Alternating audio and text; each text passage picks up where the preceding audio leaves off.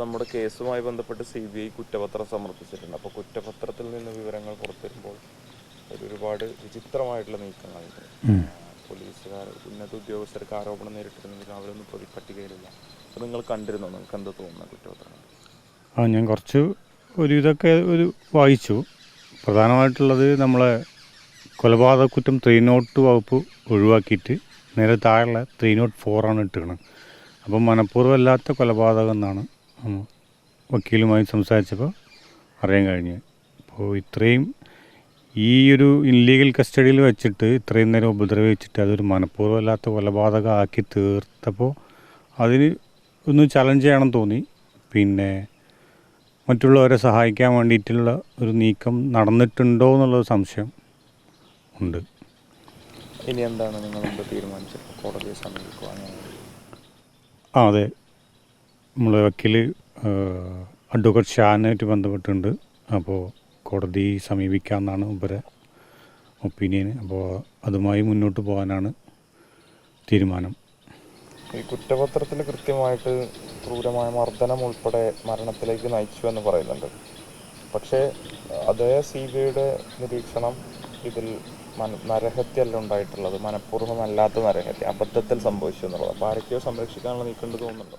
തീർച്ചയായും. അതെന്താ വെച്ചാൽ മെഡിക്കൽ റിപ്പോർട്ടും പിന്നെ കണ്ടെത്തിയതും ഇവർ ഉപദ്രവിച്ചു കാരണത്താലാണ് മരണപ്പെട്ടതാണ്. മറ്റുള്ള കാരണമൊന്നും അതിൽ പറയണമില്ല. എന്നിട്ടും ഇവർ 302 ഒഴിവാക്കിയത് എന്തോ അപാകതകൾ സംഭവിച്ചിട്ടുണ്ട് അതിൽ നിന്നാണ് സംശയിക്കാവുന്ന കാര്യങ്ങളാണ് സംഭവിച്ചിട്ടുള്ളത്.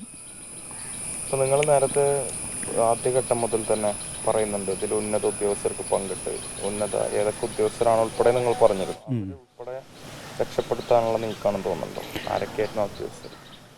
അതായത് അനിയനെ പിടിക്കണ ഏകദേശം ഒരു 4:30-5 മണി കൂടിയായിട്ടാണ് അവിടെ കോട്ടേഴ്സിൽ വന്ന് റെയ്ഡ് ചെയ്യണത്. അതിനുശേഷം 12 മണി വരെ ഇല്ലീഗൽ കസ്റ്റഡിയിൽ വെച്ചിട്ടാണ് ഇവർ ഉപദ്രവിച്ച്. ആ സമയത്ത് ബന്ധപ്പെട്ട പോലീസ് ഓഫീസർമാരായാലും ഉന്നത ഓഫീസർമാരായാലും അവിടെ വന്നുപോയ ജീവൻ ജോർജ്, അയാൾക്കൊക്കെ ഇതിൽ നേരിട്ട് കണ്ടുള്ള ഒരാളാണ്.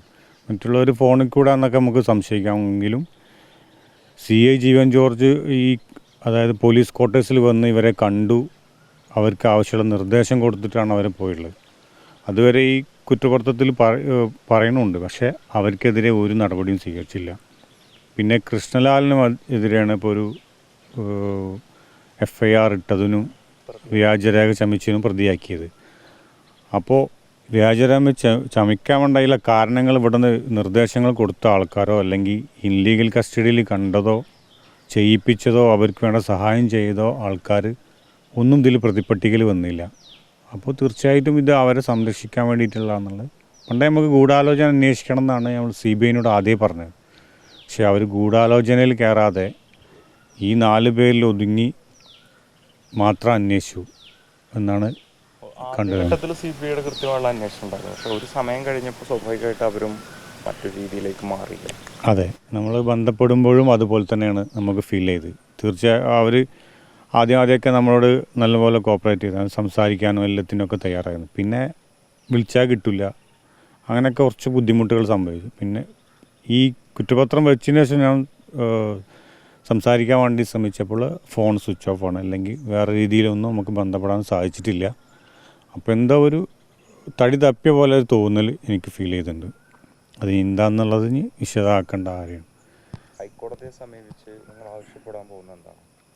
ഹൈക്കോടതിയിൽ ഇതിൽ ഗൂഢാലോചനകൾ, പിന്നെ ഈ മുതിർന്ന ഉദ്യോഗസ്ഥന്മാർക്ക് പങ്കുകൾ.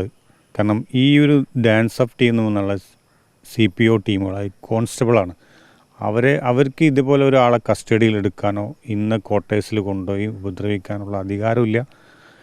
അത് മറ്റുള്ളവരെ അറിയാതെ ചെയ്തു എന്നുള്ളത് ഒരാരും പറയണമില്ല. പക്ഷേ ഇത് എല്ലാ നിയന്ത്രണങ്ങളും മറ്റുള്ളവരെ മേലുദ്യോഗസ്ഥന്മാരെ കയ്യിലാണ്. ഇതൊക്കെ ചെയ്തിട്ടും ഈ 4 പേരിൽ മാത്രം ഒതുങ്ങുമ്പോൾ ഈ കേസ് തള്ളിപ്പോകാനുള്ള സാധ്യതയ്ക്ക് വേണ്ടിയിട്ടാണ് അവർ ചെയ്തതെന്നാണ് മനസ്സിലാവുന്നത്.